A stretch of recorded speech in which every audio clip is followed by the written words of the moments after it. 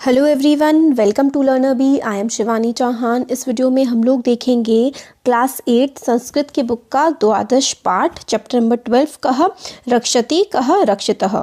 तो इस चैप्टर का हम पूरा का पूरा हिंदी अनुवाद देखेंगे। तो देखिए, ये चैप्टर जो है ना, वो हम लोगों को पर्यावरण के बारे में बताता है कि हमें पर्यावरण को दूषित नहीं करना चाहिए, हमें एनवायरनमेंट को गंदा नहीं करना चाहिए, साफ रखना चाहिए। प्लास्टिक का जो प्रयोग है, प्लास्टिक का उपयोग कम से कम करना चाहिए और पर्यावरण को ठीक रखने में, संरक्षित रखने में हमें अपना योगदान देना चाहिए। तो इसका पूरा का पूरा हम लोग हिंदी अनुवाद देखते हैं।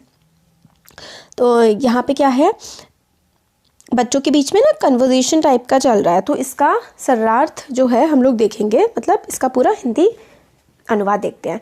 तो कुछ बालिकाएं मतलब कुछ बच्चियां भ्रमण करते हुए मिलते हैं। परमिंदर इधर आओ।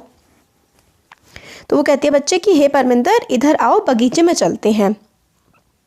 फिर दूसरे बच्चे बोलते हैं अरे बगीचे के गेट पर ही फेंकी गई प्लास्टिक की थैलियाँ इधर उधर बिखरी हैं। फिर मतलब वो बोलते हैं कि भाई बगीचे में वो लोग जा रहे थे, मगर बगीचे के गेट में ही देखा उन्होंने कि कितनी सारी प्लास्टिक की थैलियाँ हैं जो इधर उधर फैली हुई हैं और इधर उधर बिखरी पड़ी हैं सारी की सारी। फिर दूसरा बच्चा बोलता है लोग आलस करते हैं, प्लास्टिक की थैलियों में खाने योग्य पदार्थ को लेकर आते हैं मगर थैलियों को रास्ते में ही जहाँ तहाँ फेंक देते हैं। फिर बच्चे आपस में ना बात कर रहे होते हैं कि लोग खाना लेकर के आते हैं और बस इधर उधर खाने को फेंक देते हैं। फिर दूसरा बच्चा बोलता है कि ये बहुत बड़ी समस्या है और हम लोगों को मतलब इसके बारे में कुछ करना चाहिए। फिर वो कहते हैं कि चलो हम आगे चलते हैं। फिर दूसरा बच्चा बोलता है ठीक है चलते हैं। फिर सभी जो बच्चे हैं वो बगीचे के अंदर चले जाते हैं। फिर एक बच्चा बोलता है कि अब हम मतलब कहाँ बैठे, और इस लकड़ी के, फिर दूसरा बच्चा बोलता है कि मतलब चलो इस लकड़ी के बेंच पर हम लोग बैठ जाते हैं।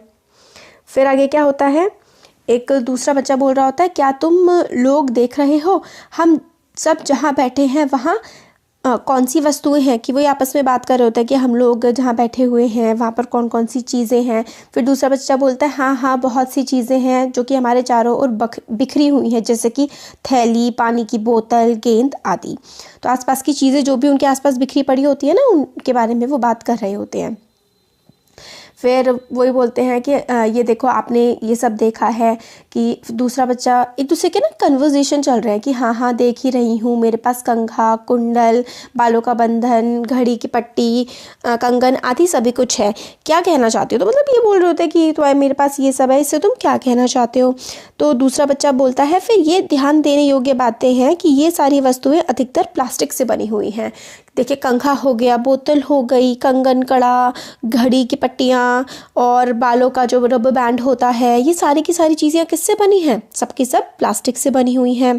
तो फिर ये बोलते हैं पहले तो अधिकतर कपास से, कपास मतलब होता है कॉटन, कपास से, चमड़े से, लोहे, लाख, मिट्टी से अथवा लकड़ी से बनी हुई वस्तुएं ही मिलती थी। अब उन सब की जगह प्लास्टिक का उपयोग होने लगा है। अब मगर जब प्लास्टिक का उपयोग ख़त्म हो जाता है, वो चीज़ ख़राब हो जाती है, तो उसको इधर उधर ऐसे ही फेंक देते हैं, क्योंकि ये कम कीमत वाली होती है, मतलब काफ़ी सस्ती मिलती है।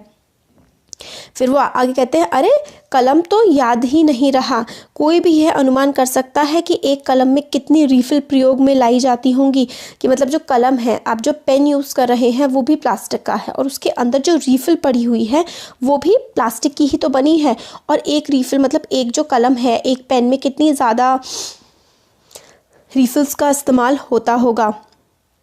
फिर एक छात्र जो है वो अनुमान लगाता है कि एक छात्र प्रत्येक सप्ताह अपने कलम की एक रिफिल को डालता है। मतलब एक छात्र, एक बच्चा हर हफ्ते एक रिफिल ख़त्म हो जाती है उसकी। मतलब यह है कि एक ही वर्ष में कम से कम लगभग 50 रिफिल एक बच्चे के द्वारा इस्तेमाल में लाई जाती हैं। पर क्या हम एक साल में एक ही कलम का प्रयोग करते हैं? बट ऐसा तो नहीं है कि हम हर साल मतलब एक ही पेन का यूज़ कर रहे हैं पूरे एक साल में और उसकी रिफिल्स चेंज करे जा रहे हैं।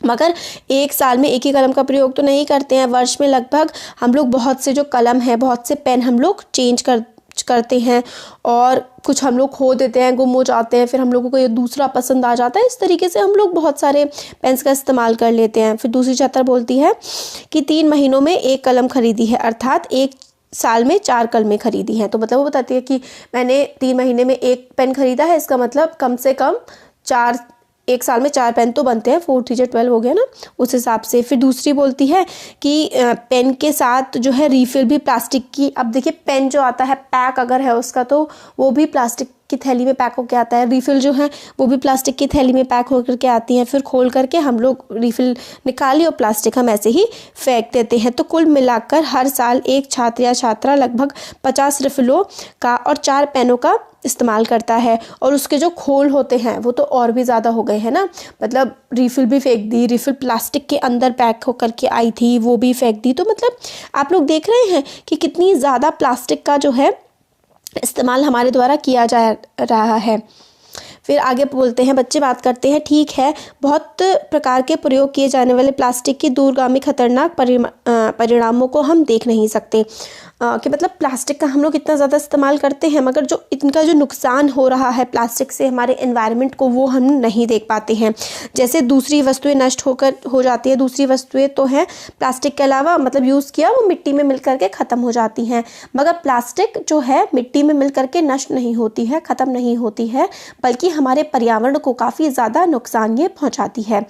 एक पदार्थ से दूसरा पदार्थ बनता है अथवा नष्ट हुई वस्तु मिट्टी में मिल जाती है, मगर प्लास्टिक में ये प्रक्रिया जो है कि मतलब वो नष्ट नहीं होती है ना, तो वो एनवायरनमेंट में वैसी की वैसी बनी रहती है और एनवायरनमेंट को हमारे पर्यावरण को गंदा करती रहती है। फिर वो बच्चे सोचते हैं कि सोचो यदि 100 साल तक प्लास्टिक से बनी हुई वस्तु का निर्माण का काम पृथ्वी पर चलता रहेगा तो क्या होगा।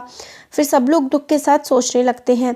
फिर सोचते हैं कि इस दुख से क्या लाभ है। सबसे पहले तो शिक्षकों के सहयोग से प्लास्टिक के अनेक पक्षों का विचार करना चाहिए। हमारा प्रयास भी पर्यावरण की रक्षा में आवश्यक है। फिर वो सोचते हैं कि मतलब क्या क्या प्रयोग किया जा सकता है, हम लोग किस तरीके से प्लास्टिक का इस्तेमाल करते हैं, कैसे हम इसको रोक सकते हैं। फिर सोचते हैं टीचर से डिस्कशन करते हैं कि किस तरीके से हम इसका जो है उपयोग कम कर सकते हैं। तो यही मतलब पूरा का पूरा इस चैप्टर में बताया गया है।